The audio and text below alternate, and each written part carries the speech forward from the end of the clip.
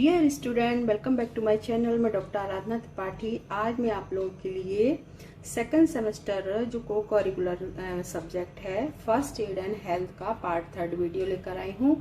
ये सभी BA, BSc, BCom, BBA सभी बच्चों के लिए जो कंपलसरी पेपर है उसके लिए ये वेरी हेल्पफुल क्वेश्चन रहेंगे जो अभी आने ही वाला एग्जाम है। तो आप लोग जरूर देखिएगा और अच्छा लगे तो प्लीज लाइक से सब्सक्राइब कीजिए।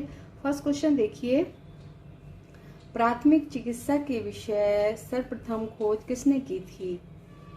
असमार्च 1823 से 1908 में, या असमार्च 1820 से 1900, और WHO रेड क्रॉस सोसाइटी तो किसने की थी? ये असमार्च द्वारा 1923 से 1908 में प्राथमिक चिकित्सा के विषय में सर्वप्रथम खोज की गई थी।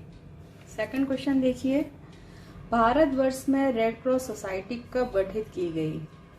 1920, 1950, 1870, 1877। राइट आंसर क्या है? 1920 में रेड क्रॉस सोसाइटी गठित की गई थी। कब? भारतवर्ष में 1920 में की गई थी। और ब्रिटिश रेड क्रॉस सोसाइटी कब की गई थी? 1870 में। ये देखिए आप लोग। और सेंट जॉन एम्बुलेंस समिति की स्थापना कब की गई थी? ये की गई थी 1877 में। नेक्स्ट क्वेश्चन देखिए, CPR इसी को हम कहते हैं पुनर्जीवन देना, यानी कि जब जैसे हृदय गति रुकने लगती है या सांस अवरुद्ध हो जाती है तो क्या देते हैं हम लोग? सांस देते हैं, मुंह से मुंह लगा के कई तरीकों से देते हैं, उसी को हम CPR कहते हैं।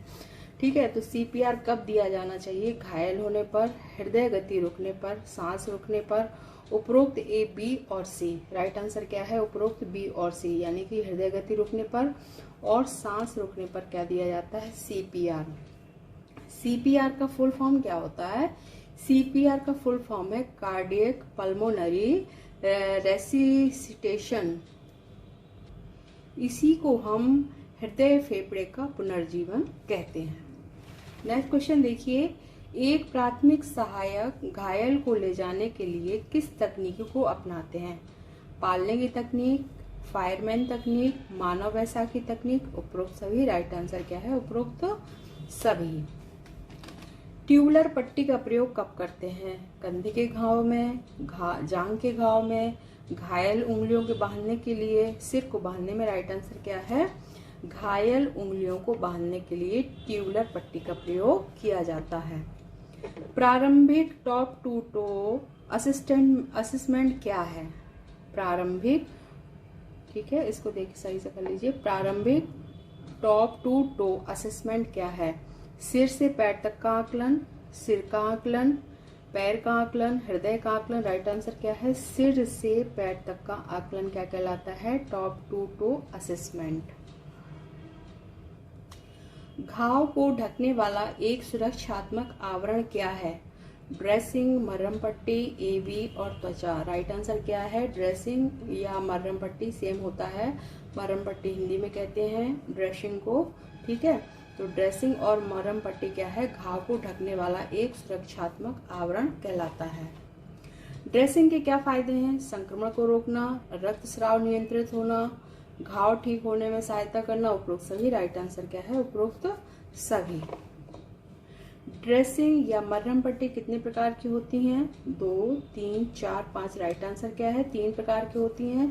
कौन कौन सी हैं? चिपकने वाली मरहम पट्टी, ठीक है, इसी को हम कहते हैं एडेसिव ड्रेसिंग या बैंडेड। सेकंड है बिना चिपकने वाली पट्टी, नॉन एडेसिव ड्रेसिंग। ठीक है, ये 2 प्रकार की होती है बिना चिपकने वाली पट्टी। कौन कौन सी होती है? गाज ड्रेसिंग और तैयार विसंक्रमित मरहम पट्टी। तीसरा है अनौपचारिक मरहम पट्टी, ठीक है, इम्प्रोवाइज्ड ड्रेसिंग कहते हैं इसको। इसमें से आपका एक क्वेश्चन जरूर आएगा पट्टी में से, तो आप लोग अच्छे से देख लीजिएगा।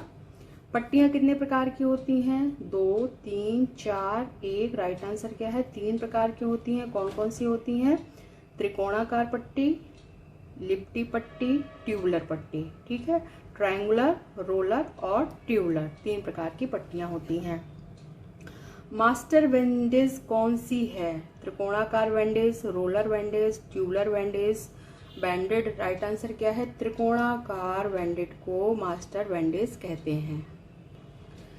त्रिकोणाकार पट्टी का उपयोग कहाँ किया जाता है? खोपड़ी, माथे, आंख, उपरोक्त सभी। राइट आंसर है उपरोक्त सभी पर किया जाता है। इसके अलावा गाल, गोलाकार भाग जो भी है उसमें त्रिकोणाकार पट्टी का प्रयोग कर सकते हैं।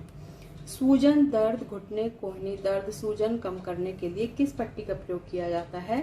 देखिए, त्रिकोणाकार पट्टी, ट्यूबुलर पट्टी, रोलर या क्रेप पट्टी, बैंडेड। राइट आंसर क्या है? रोलर या क्रेप पट्टी को सूजन कम करने के लिए, या जैसे जिस स्थान पर सूजन है या दर्द है, कोहनी में दर्द है, इसको कम करने के लिए रोलर पट्टी या क्रेप पट्टी का प्रयोग किया जाता है। हाथ पैर की उंगलियों पर कौन सी पट्टी की जाती है? ट्यूबुलर पट्टी, रोलर पट्टी, ट्रायंगुलर पट्टी, क्रेप पट्टी। राइट आंसर क्या है? ट्यूबुलर पट्टी हाथ पैर की उंगलियों को पर की जाती है। पट्टी बांधने में कौन सी गांठ प्रयोग करते हैं? रीफ गांठ, ग्रेनरी गांठ, गांठ उपरोक्त ए और बी। राइट आंसर क्या है? उपरोक्त ए और बी, यानी कि रीफ गांठ और ग्रेनरी गांठ का प्रयोग किया जाता है। रक्तस्राव कितने प्रकार का होता है? धमनी रक्तस्राव, शिरा रक्तस्राव, केशीय रक्तस्राव, उपरोक्त सभी। राइट आंसर हो जाएगा उपरोक्त सभी। अगर संख्या में पूछा जाता है तो 3 प्रकार का होता है। कौन कौन सा है? धमनी रक्तस्राव, शिरा रक्तस्राव और केशीय रक्तस्राव। स्थान के आधार पर रक्तस्राव कितने प्रकार का होता है? 2, 3, 4, 5। राइट आंसर है 2 प्रकार का होता है। कौन कौन सा होता है? बाहरी रक्तस्राव और आंतरिक रक्तस्राव। किस वाहिका के क्षतिग्रस्त होने पर व्यक्ति की मृत्यु भी हो सकती है? धमनी वाहिका, शिरा वाहिका, केशिकाएं, उपरोक्त में से कोई नहीं। धमनी वाहिकाओं के क्षतिग्रस्त होने पर व्यक्ति की मृत्यु हो सकती है, क्योंकि इसमें रक्त शुद्ध रक्त होता है और तेजी से निकलता है, जिससे कि व्यक्ति की मृत्यु भी हो सकती है। धमनी वाहिकाएं रक्त को हृदय से अंगों तक ले जाती हैं। इसमें दबाव से रक्त बहता है। जब ये क्षतिग्रस्त हो जाती हैं तब बड़ी तेजी के साथ रक्त निकलता है और व्यक्ति की मृत्यु भी हो सकती है। क्रैश इंजरी के क्या कारण हैं? यातायात दुर्घटनाएं, भवन स्थल दुर्घटनाएं, प्राकृतिक आपदाएं, उपरोक्त सभी। राइट आंसर क्या है? उपरोक्त सभी। आकस्मिक घटना के समय प्राथमिक चिकित्सा दी जाती है। कौन सी चिकित्सा दी जाती है? देखिए, दीर्घकालीन, निरुद्देश, तत्काल, अल्पकालीन। राइट आंसर क्या होगा? तत्काल प्राथमिक चिकित्सा देनी चाहिए। सिर पर लंबी पट्टी बांधने के लिए कितनी पट्टियों की आवश्यकता होती है? 1 पट्टी, 2 पट्टी, 3 पट्टी, 4 पट्टी। राइट आंसर क्या है? 2 पट्टियों की आवश्यकता होती है। पट्टी बांधने में रीफ गांठ का प्रयोग किया जाता है क्योंकि यह ढीली रहती है, यह आसानी से खोला नहीं जा सकता है, यह सुंदर दिखाई देती है, यह चुभती नहीं है, इसे आसानी से खोला जा सकता है। राइट आंसर क्या है? यह चुभती नहीं है और इसे आसानी से खोला जा सकता है। राइट आंसर हो जाएगा डी। नेक्स्ट क्वेश्चन देखिए, धमनी से रक्तस्राव की पहचान कैसे करेंगे? शुद्ध लाल रंग का चमकीला रुधिर, काला मटमैला रुधिर, हल्का नीला रुधिर, लाल पीला रुधिर। राइट आंसर क्या होगा? शुद्ध लाल रंग का चमकीला रुधिर जब निकलता है तो वो कौन सा होता है? धमनी से जब रक्तस्राव होता है तो उससे शुद्ध लाल रंग का चमकीला ब्लड निकलता है। पैर की हड्डी टूटने पर प्रयोग किया जाता है क्या?